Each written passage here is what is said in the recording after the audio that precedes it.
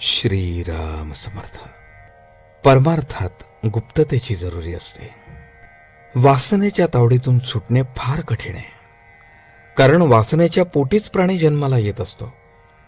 त्या वासनेला जिंकणे म्हणजे आपण मरून जाणे इतके कठीण आहे. वासनेच्या पोटी जन्म आणि जन्मानंतर अहंकार या जोडप्यापोटी कामक्रोधादी विकार जन्माला येतात. या जोडप्याचे वैशिष्ट्य असे की त्यामध्ये बायको नवऱ्यापेक्षा वडील असते. कारण आधी वासना आणि त्यातून पुढे अहंकार. भगवंताजवळ वास ठेवला तरच वासना नष्ट होते. प्रपंच मुळात चांगलाही नाही आणि वाईटही नाही.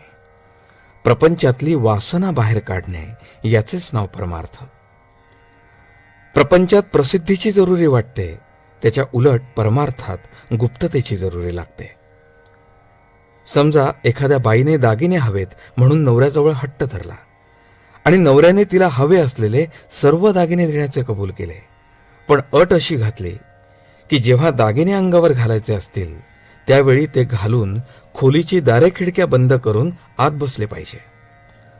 अशी अट पाळून कोणती बाई दागिने घालायला कबूल होईल?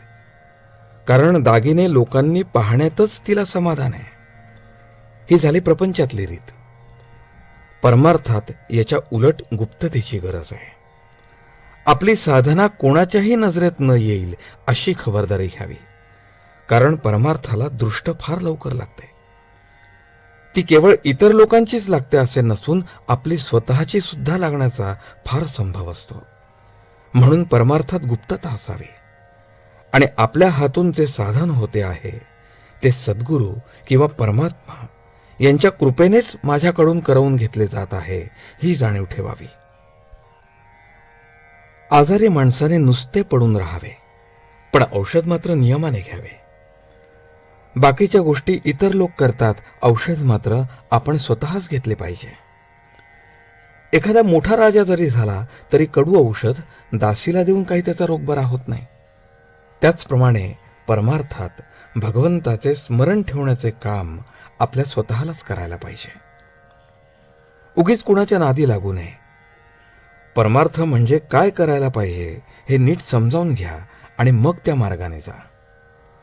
कोणाला फसू नका, कारण स्वतः फसणे हे जगाला फसवण्या इतकेच पाप आहे.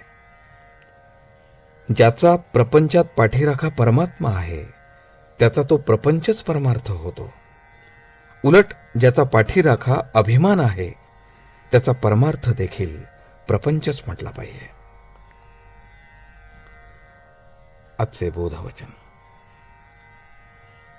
बाहेरून प्रपंची दिसावे पण आत मात्र परमार्थी असावे, ही खरी कला होय. जानकी जीवन स्मरण. जय जय राम.